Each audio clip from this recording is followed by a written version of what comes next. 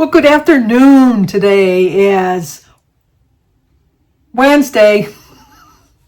You know what? You're getting older. You got to think for a minute sometimes. But today is Wednesday, March 5th. As long as you know the day and the time of the week and all that good stuff, you're fine. It might take you a minute to think about it, but as long as you can snap into it and remember it, you're doing all right. But today is Wednesday, March 5th. Sorry, that looked wrong. Oh my gosh. Let's get started, Sandy. Let's get started. Today is Christine's birthday with the C, Christine. Christine, happy birthday to you. Happy birthday to you. Happy birthday, dear Christine. Happy birthday to you. Cha-cha-cha. It's also Judith McKnight's birthday. So Judith, happy birthday to you. Happy birthday to you. Happy birthday, dear Judith. Happy birthday to you. Cha-cha-cha. Well, I hope you both have a great, great birthday. And thank you for the reminder. We have an anniversary, although I still had you in my calendar. But, just because I have you in my calendar, if your birthday or anniversary is coming up, send me a quick reminder. Sometimes things happen. But I didn't want to miss this one. But Robbie and Jean Bushy, B-U-S-H-I-E, or is it Boucher? I think it's Bushy. 48 years. 48 years.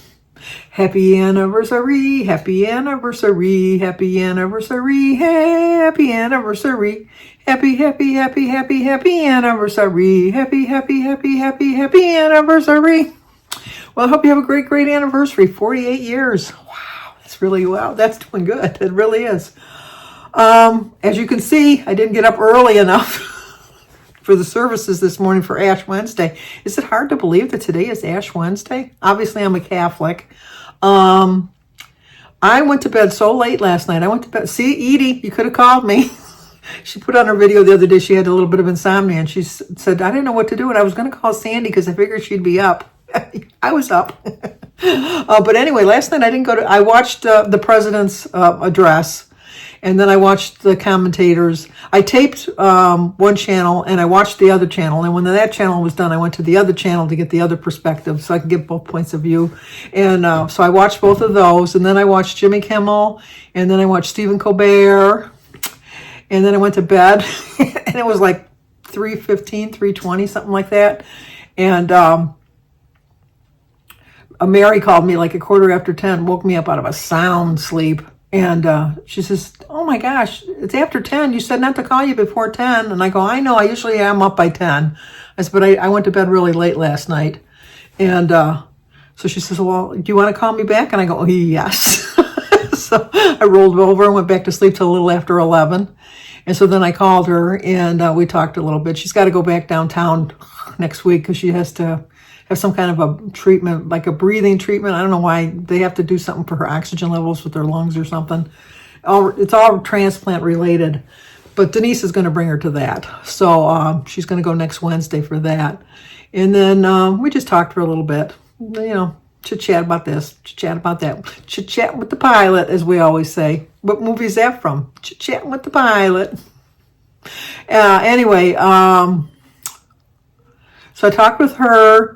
And then Jim worked on the puzzle a little bit last night because he doesn't watch the presidential address.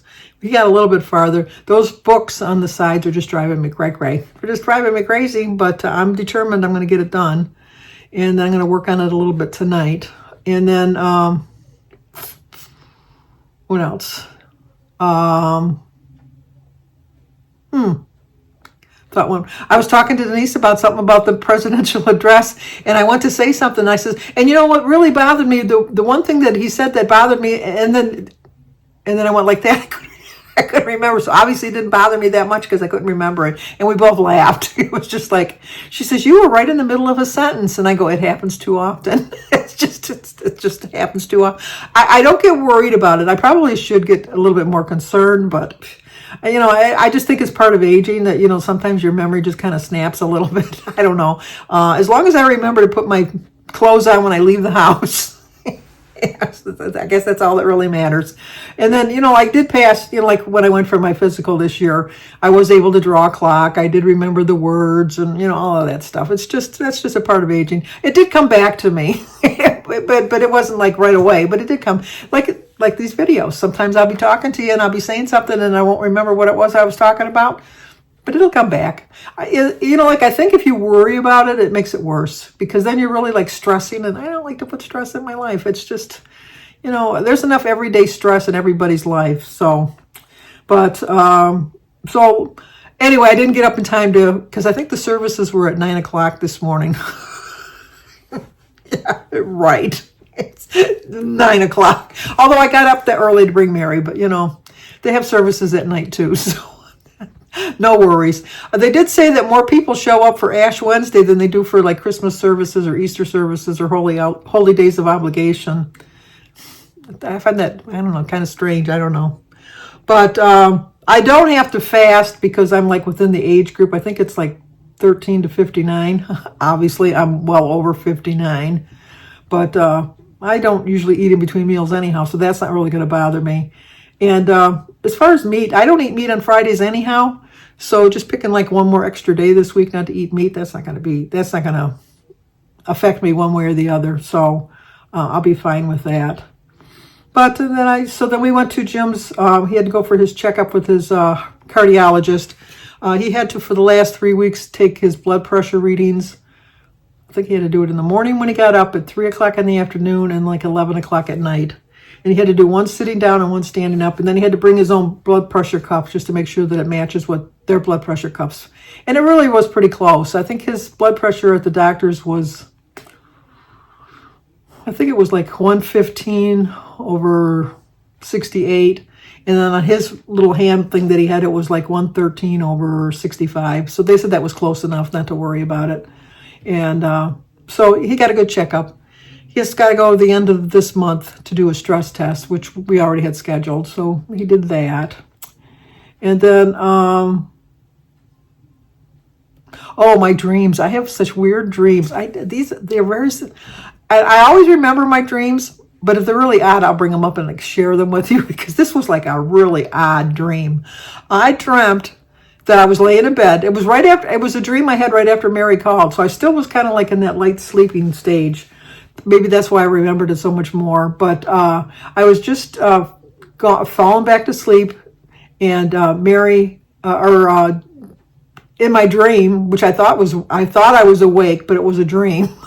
He said, I really like to go to my meat market today. He has that where he goes to get his wild game. It's about a 45-minute drive from our house. And in my dream, he says, I'd like to go to my meat market to get some more meat. And so I said, oh, okay, when I wake up, we'll go. And then I dreamt, I was dreaming still, that we were in the truck, and I had the seat all the way back, which I never do, but that was weird. So I had the seat all the way back, and then I kind of like woke up and thought, well, where are we going? And he said, well, we're going to the meat market. And I said, the meat market? And then I kind of sat up and I looked around and I go, this isn't the way to the meat market. He says, well, no, we're going to go to the one in London. And I went, London? He says, yeah, London, Canada, which is probably, I don't know, maybe an hour and a half from me, not including the time it takes to get across the bridge. I don't do the tunnel. We have a choice of the bridge or the tunnel. I do the tunnel if I have to. I don't like the tunnel. But so I said, oh, so we're going to go to London now. And he said, yeah. And I go, well, how did we cross the border without you showing them my passport? He says, well, I showed them. They knew you were sleeping. Okay. So then he got up and he said, well, I'm going to go here to see what's going on. You can stay in bed. And I'm thinking, well, we're in the truck. Why would I be in the bed? And then I wake up and there's like this TV screen, the TV. I know, elaborate dreams. I remember them. I'm a wonker, I know. But there was a TV on the side here, and it was this Julia Child type person. It wasn't Julia Child, but a Julia Child type person. And she was saying what she was going to be making on the show. And I missed the description of what it was, but I saw a picture of it. I thought, oh, that looks really good. I'm going to watch this. I'm going to watch this show while he's gone. And then the hotel room opens, and I look out in the hall, and it's like this African tribe, all these people in their traditional garb with all of their, their beads and, and this lady sits in front of me on the bed, blocking the TV. And she said, were you watching that? And I go, well, yeah. And so she says, well, do you mind if I lay here? And I said, well, this is my room. And she says, the world is our room. And then I woke up. It's like I couldn't believe it. I thought, oh, explain that dream to me, because I just don't get it. I just don't get it. I didn't watch anything. I didn't watch any kind of movies and I wasn't studying about Africa or anything like that. And it was just, I don't know. She just looked like an African princess. She was just like so elaborately dressed. It was just like, I thought that was so strange. It was just so strange. But when I went to bed, it was kind of windy when I went to bed. And I did fall asleep. I do pretty much fall asleep right away. I don't like toss and turn. I'm not one of those people. I lay on my I lay on my right side until I'm just dozing off. And just before I doze off, then I roll over on my left side and go to sleep. I know it's weird. You didn't need to know that, but I wanted to share. It got so windy, and at one point I thought Jim was up, and I'm thinking, oh my gosh, he's not feeling well, because he's walking around. Wonder, I should get up and see if he's okay. And then I kind of rolled over and I look, and there's Jim in the bed with me, and I'm thinking, oh my God, there's somebody in the house. I honest to God thought there was somebody walking around in the house, in my room. It was that wind, the way the wind was blowing, and the rain was hitting the window and everything. And I lay there and I thought, keep your eyes closed, because if there's somebody in there, you don't want them to know you're awake. Who knows what they'll do to you? Pretend you're asleep. And then I fell back to sleep. So it was, and then when I was talking to Mary this morning, she said, did you hear that wind last night? She says, I thought there was somebody in the apartment. It was blowing so hard. And I thought, oh, thank goodness it wasn't just me. It wasn't just me that thought that. Because I really did think that there was somebody in the bedroom with us. I really, truly thought that. And it wasn't like a mouse or something. I thought there was a person walking around on the back end of the bed. I was like, ooh. I was like, no, don't do that. So, but then last night, when Jim went to bed, he says, well, you got some Amazon packages. And I go, did I really? And he said, yeah. And I said, I thought I got everything that I had ordered from Brooke, because Brooke has registered on Amazon for her gifts that she wants for her baby shower. Oh, we got a 3D picture of the baby. It's kind of creepy that they can do this, but here's the picture real quick.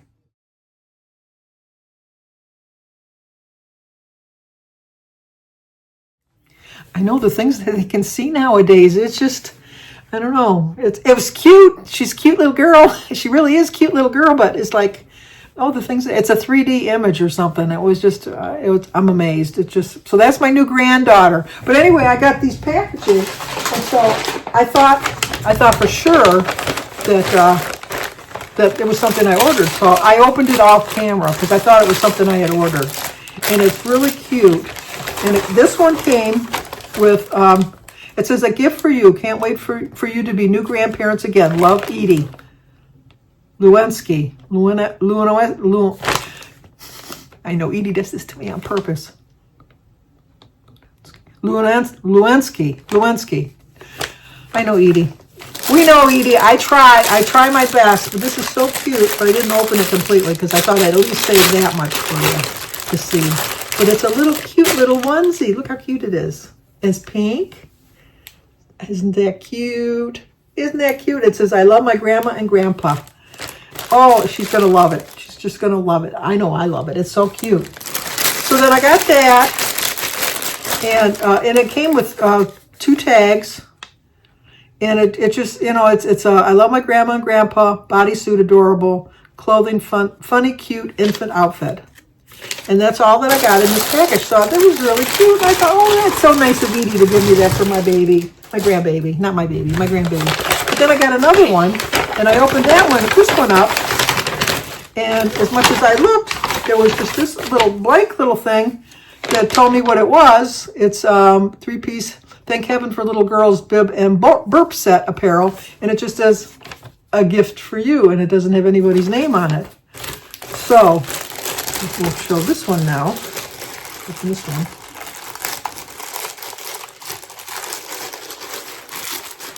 Get it out of the pack. Struggling.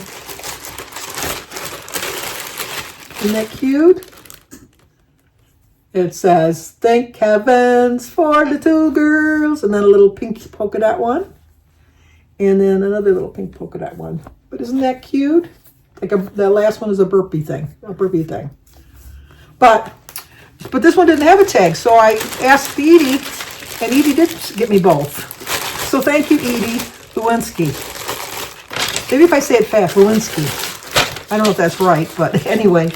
So I am going to make sure that Brooke and Danny get this from you. That was very nice of you to think of them. It was just so sweet. I got to figure out how the bag opens. Here we go. Put it back in here like this. So I will definitely give that to them, Edie, and I appreciate you thinking of them and my grandbaby. But Jim's shooting on his league tonight, and so I don't know what I'm gonna make for myself for dinner. I have some Panera potato soup in there, so I might have some potato soup. I try to eat kind of late on Ash Wednesday, and obviously on Fridays, and especially Good Friday.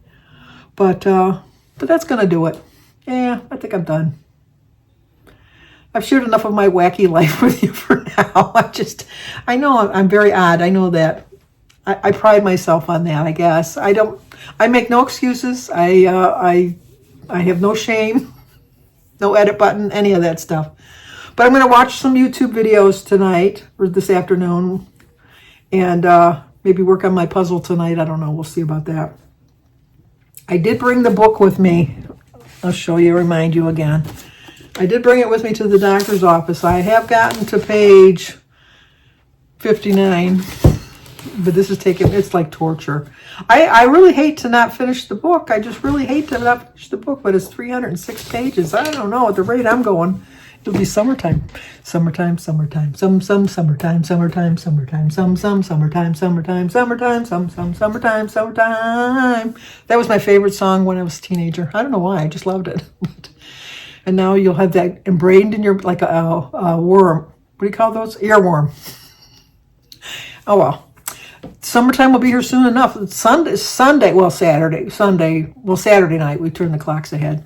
That'll be all my clocks. That'll be a chore right there. So, okay, that's it. I'm done. I really am done this time. Really, really, truly. So, let's try to talk again tomorrow. Hopefully I see you then.